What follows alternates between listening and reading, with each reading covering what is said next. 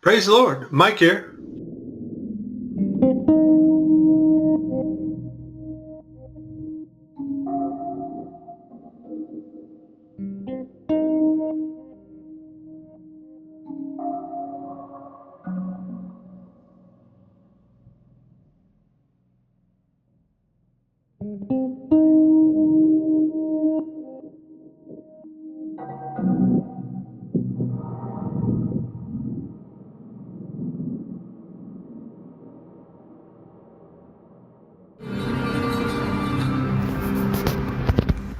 So there you have it, 100% confirmation. They do use virtual reality on the so-called space station.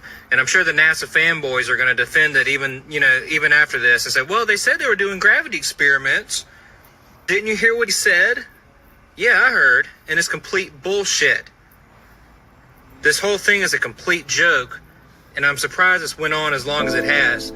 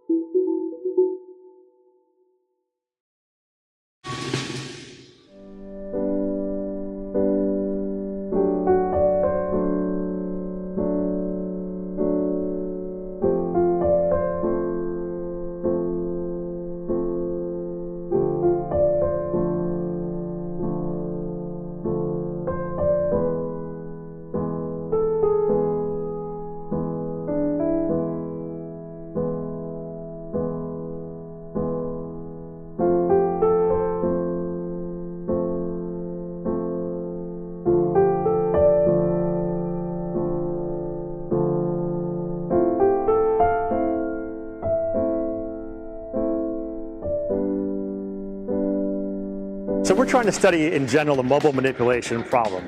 So if you have a mobile robot, it needs to move around the workspace and pick up different objects to perform different tasks. Depending on the task and the objects that are there, you may want to grip it different ways. So we're trying to understand, which is the best gripper to use for a particular task. And then once we know that, what's the best way to manipulate the gripper to figure out the perfect orientation for it, to grasp the part, where to grasp it, and then to execute that task. We created a virtual environment with all the objects randomly dropped. We combine different objects with complex geometries and shapes and textures. For example, we have bananas, apples, bottles, light bulb, some random cylinders, or some random 3D printed parts.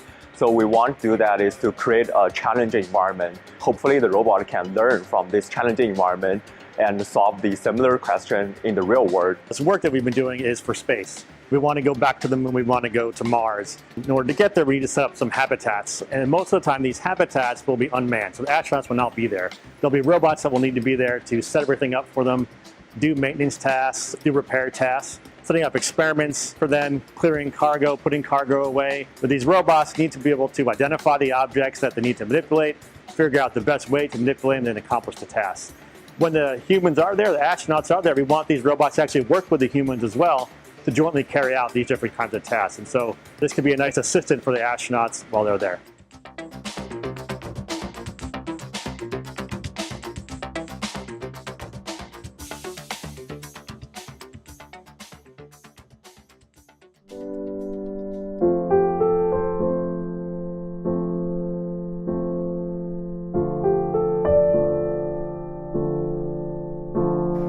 This whole thing is a complete joke, and I'm surprised it's went on as long as it has.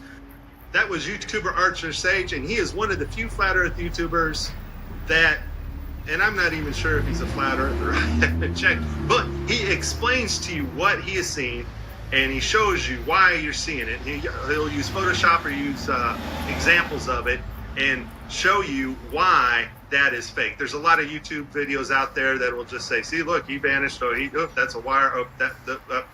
And the YouTuber really doesn't explain why you're looking at what you're looking at.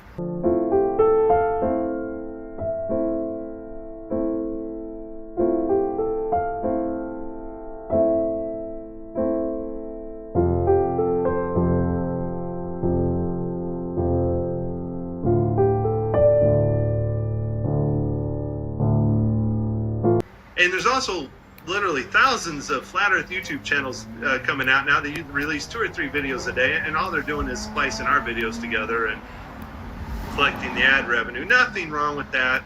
It helps get the word out, but still.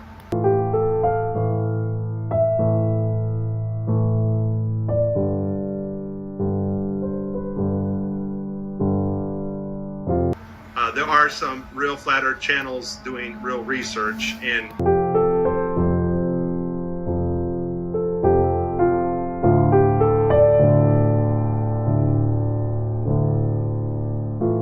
everybody else can just parrot us. That's great.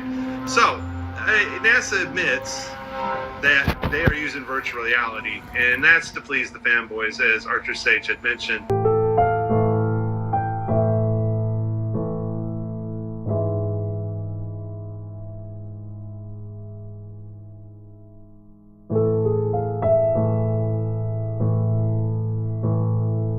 That they are using virtual reality, and that's to please the fanboys, as Archer Sage had mentioned in that clip, and that's nothing new with NASA. And so let's take a look at all the things they admit to explain why they're faking space.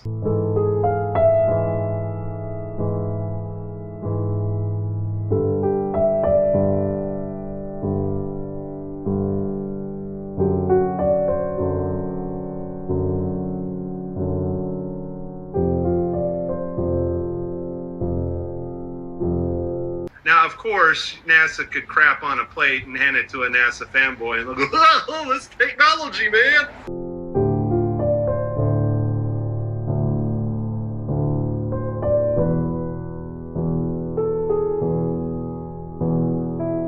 Yeah, and if the boys at UFOsightsdaily.com, I think that's what it is. They banned me there, by the way. they noticed NASA brushed something out on one of their Mars images. Well, that's an alien. Yeah. Anyways, let's look.